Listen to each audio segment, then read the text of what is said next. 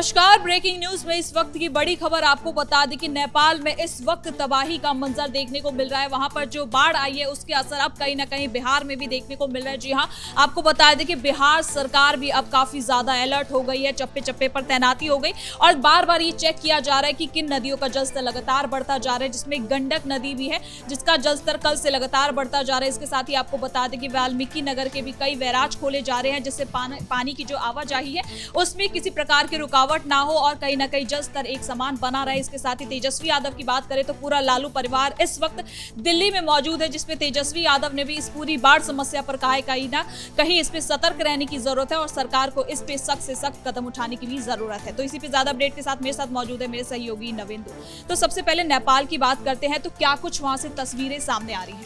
देखिए, नेपाल में 2015 में भूकंप आया था और उस वक्त तबाही का मंजर अपने चरम पर पहुंच गया था। लेकिन इस बार जो बाढ़ आई है, कहा जा रहा है कि सारे रिकॉर्ड टूट गए और ये तस्वीरें उस बात की गवाही हैं कि कितना खतरनाक ये सैलाब आ रहा है। आप देखिए कि ये पूरे पुल को, जो कि लोहे का पुल है, उसको पूरी तरह से उड़ा के लेके चला जाता है और स्थिति ऐसी है कि पूरे नेपाल में इस वक्त हाई अलर्ट है।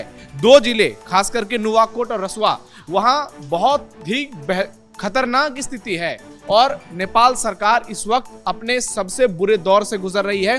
पीएम मोदी ने नेपाल पीएम बालेन शाह से बातचीत की है और हर संभव मदद देने की न सिर्फ उन्होंने भरोसा दिया है, बल्कि भारत की तरफ से लगातार राहत सामग्रियों को भेजा जा रहा है, दवाइयों की सप्लाई वहां पर की जा रही है। लेकिन नेपाल की स्थिति बहुत बदतर है। 170 लोगों की मौत हो चुकी है, हजारों लोग इस बाढ़ के चलते लापता हैं, करीब 150 भारतीय भी इस चक्कर में लापता हो गए हैं और बहुत सारे विदेशी पर्यटक जो नेपाल घूमने के लिए गए थे वो सारे लोग गायब हैं। स्थिति बहुत ही खतरनाक है और पूरे विश्व में इस वक्त नेपाल को लेकर ही चर्चा हो रही है। नेपाल का पड़ोसी चीन भी है और हाईवे जो 40 किलोमीटर का है, जो नेपाल और चीन को जोड़ता है, उस हाईवे पर भी पूरी तरह से पानी भर गया है और हर तरफ खतरे के बादल मंडरा रहे हैं। बिहार के 8 से 9 जिले में हाई अलर्ट घोषित कर दिया गया है, जो उत्तरी बिहार के सारे जिले हैं। तो ऐसे में ये जो खतरनाक तबाही आई हुई है, इससे नेपाल वाकई में बहुत पीछे जाता हुआ नजर आ रहा है और इससे निपटने का कोई विकल्प फिलहाल नजर नहीं आ रहा है, क्योंकि जब इस तरीके की प्राकृतिक आपदाएं आती है तो उसके बाद सरकारें भी बेबस हो जाती हैं, व्यवस्थाएं चौपट हो जाती है, इसके आगे फिर सारी सिस्टम फेल हो जाती है। और नेपाल तो वैसे ही बहुत अमीर देश नहीं है। अभी कुछ दिनों पहले ही वहां पर चुनाव हुए, बालेन शाह वहां के प्रधानमंत्री बने हैं। इससे पहले ही नेपाल में स्थिति बहुत खराब थी। जेनजी का आंदोलन हुआ था, हमने देखा कैसे केपी शर्मा ओली हेलीकॉप्टर से उड़कर भागे थे अपना जान बचाकर। लेकिन जैसे ही नेपाल संभलने के लिए कदम आगे बढ़ाता है, वहां पर तबाही का ऐसा मंजर देखने को मिलता है जो पूरी दुनिया को हिला देती है। और इस तस्वीर से आप देखकर समझ सकते हैं कि नेपाल में इस वक्त स्थिति कितनी खराब हो चुकी है। कई हाईवे पूरी तरह से ध्वस्त हो चुके हैं, कई सड़कें पूरी तरह से बंद हो चुकी है, होटल, रेस्टोरेंट और बिजली की स्थिति बहुत ही खराब हो चुकी है। हर तरफ सिर्फ और सिर्फ तबाही का मंजर देखने को मिल रहा है। इससे समझा जा सकता है कि ये जो प्राकृतिक आपदा है, ये कितनी बड़ी हानि लेकर के आई है और इसका इम्पैक्ट सिर्फ नेपाल में नहीं हो रहा है। इससे सबसे ज्यादा दिक्कत अगर किसी राज्य को होगी तो वो भारत का बिहार राज्य है, जहां पर इस वक्त 8 से 9 जिले, आप देखिए उत्तरी बिहार के जितने भी जिले हैं, पूर्वी चंपारण, पश्चिमी चंपारण, गोपालगंज, सीतामढ़ी, मधुबनी, मुजफ्फरपुर और उसके बाद किशनगंज, अररिया, सुपौल, कटिहार, पूर्णिया, इन सब जिलों में हाई अलर्ट किया गया है, क्योंकि गंडक और कोसी दोनों का जलस्तर तेजी से बढ़ रहा है।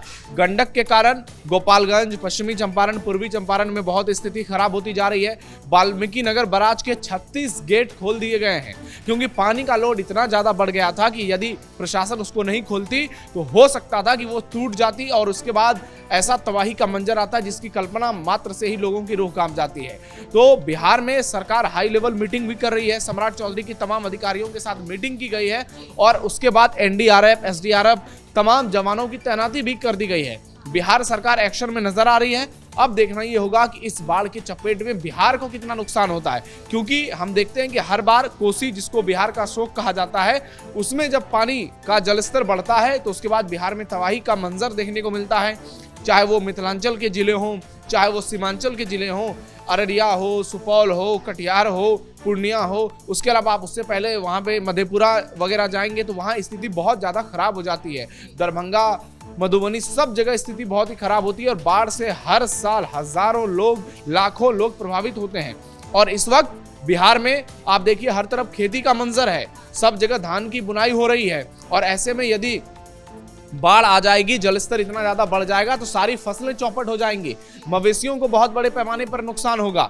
हालांकि बिहार सरकार ने पिछले कुछ सालों में बाढ़ नियंत्रण के लिए बहुत सारे कदम उठाए हैं, बहुत सारे बड़े फैसले लिए हैं ताकि सरकार किसी तरह उससे निपट जाए और जो हानि है वो पहले के मुकाबले कम से कम हो सके। तो नवेंदु, कल से और आज के बीच में भी क्या कुछ तैयारी हुई है? क्योंकि अमित शाह लगातार बातचीत कर रहे हैं, नरेंद्र मोदी भी लगातार संपर्क में बने हुए हैं, तो सरकार क्या कुछ एक्शन लेने वाली है और क्या कुछ तैयारियां चल रही हैं? देखिए, सरकार क्या एक्शन ले सकती है, सवाल ये है कि सबसे पहले ऑर्डर दिया गया कि 36 गेट जो है वाल्मीकि नगर बैराज के उसको खोल दीजिए।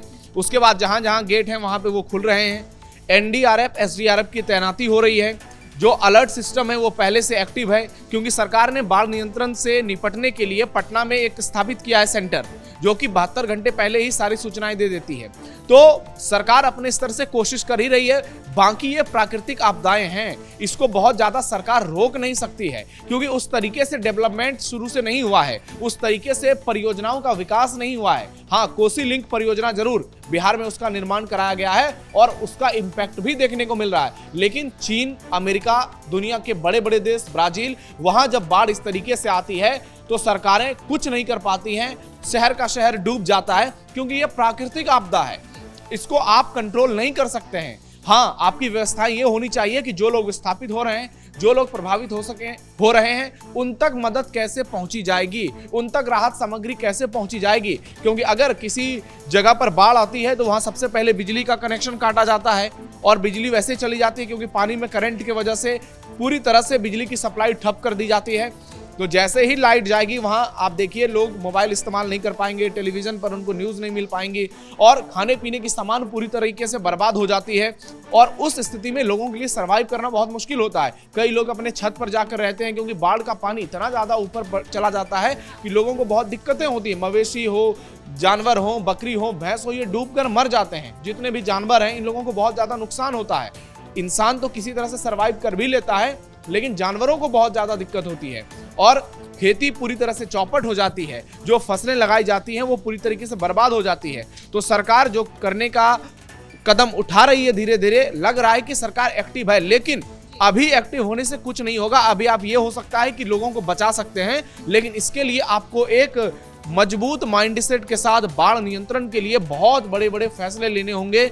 बड़े बड़े डैम और बांध का निर्माण कराना पड़ेगा जिसमें कि कई साल, कई दशक गुजर जाते हैं। तो ऐसे में नीतीश कुमार के आने के बाद बिहार में बाढ़ नियंत्रण को लेकर बहुत सारे फैसले लिए गए हैं और इसका इम्पैक्ट ये है कि पहले जब बिहार में 25-30 साल पहले बाढ़ आती थी तो 10,000, 15,000, 20,000, 25,000 गांव तक डूब जाते थे, लेकिन आज उसकी संख्या घट रही है। आज कई जिले ऐसे हैं वहां पर पहले के मुकाबले अब स्थिति बहुत ज्यादा कंट्रोल्ड है क्योंकि कोसी लिंक परियोजना से बहुत सारी चीजों में आपने देखा है कि बदलाव हुआ है। तो अब गांवों की संख्या है डूबने वाली वो घट गई है। अब 1,000, 2,000, 4,000 गांव अगर बहुत ज्यादा बाढ़ आती है तब डूबती है।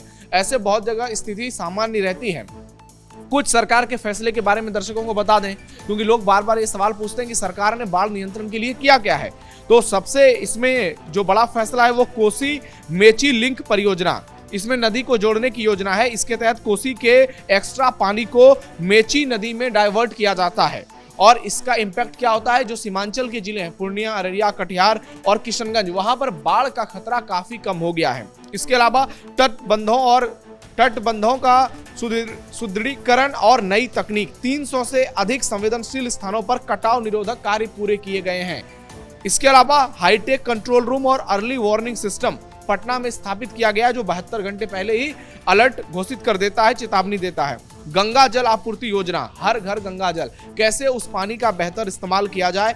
पानी को लिफ्ट करके राजगीर, गया और बोध गया जैसे जल संकट वाले इलाकों में भेजा जाता है जहां पर पानी की किल्लत होती है। इसके अलावा केंद्र सरकार की तरफ से जो बजट है वो उसको 11,500 करोड़ का कर दिया गया है, जो पहले इससे कम हुआ करता था। तो सरकार लगातार कोशिश में लगी है, लेकिन ये ऐसी प्राकृतिक आपदा है जिससे निपटना बहुत ही बड़ी चुनौती है। और इसके चपेट में आज आप देखिए नेपाल के कई जिले आ गए हैं और वहां स्थिति आउट ऑफ कंट्रोल हो चुकी है और बिहार में हाई अलर्ट है। 1 से 2 दिन में आपको बिहार में उसका बहुत ही खतरनाक इंपैक्ट देखने को मिल सकता है। तो एक छोटा सा सवाल ये भी लेना चाहूंगी कि तेजस्वी यादव भी दिल्ली पहुंचे और वो भी ये कह रहे हैं कि केंद्र में 12 साल से सरकार है, 21 साल से बिहार में सरकार है, लेकिन उसके बाद भी बिहार की स्थिति पर काम क्यों नहीं हो रहा है? देखिए, हमारा इंफ्रास्ट्रक्चर उस लेवल का पहले नहीं था।